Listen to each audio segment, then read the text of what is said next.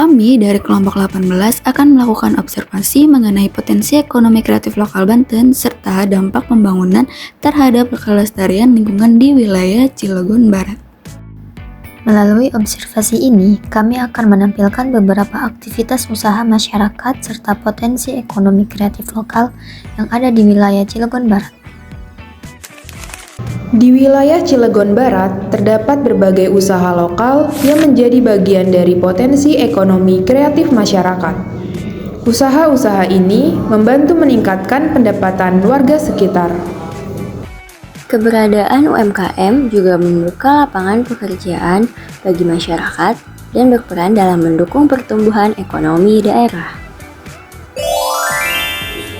Jadi menurut Abang nih, dampak pembangunan infrastruktur buat penjualan Abang nih bakal kayak gimana nih? Kalau misalnya diperbaiki.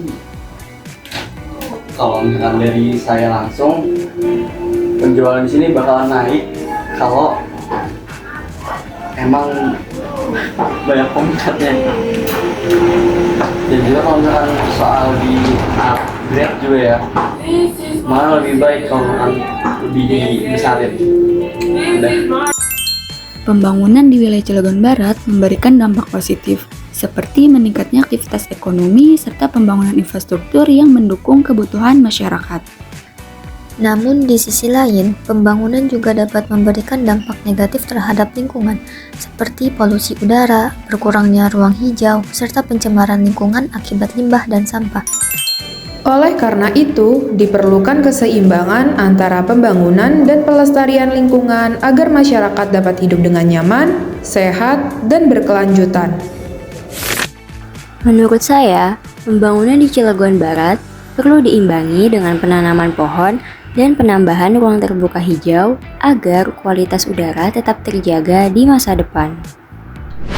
Saya merekomendasikan adanya pengelolaan sampah yang lebih baik serta peningkatan kesadaran masyarakat untuk menjaga kebersihan lingkungan.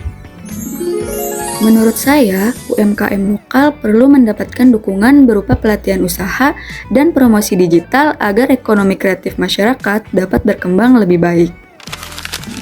Saya berharap pemerintah dari pihak industri dapat lebih memperhatikan pengelolaan limbah serta mengurangi polusi agar pembangunan tidak merusak lingkungan sekitar. Menurut saya, masyarakat juga perlu diberikan edukasi mengenai pentingnya menjaga lingkungan dan mendukung produk lokal agar pembangunan dapat berjalan secara berkelanjutan. Demikian hasil observasi kelompok kami mengenai potensi ekonomi kreatif lokal dan juga dampak pembangunan terhadap lingkungan di wilayah Cilegon Barat.